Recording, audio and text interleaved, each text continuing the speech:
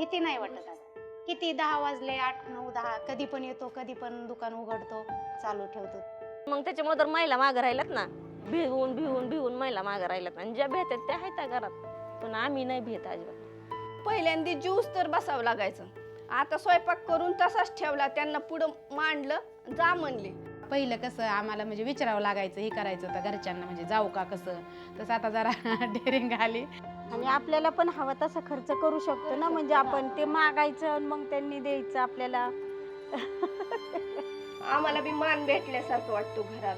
म्हणजे जास्त जे हाल होत होते ते आता म्हणजे तसं काही टेन्शन नाही. आधी जेवायला पोटभर मिळत नव्हतं, आधी उन्हात आणत काम करत होते, आता उन्हात काम नाही करावं लागत. आता सुखी जीवन जगतो आम्ही. आधी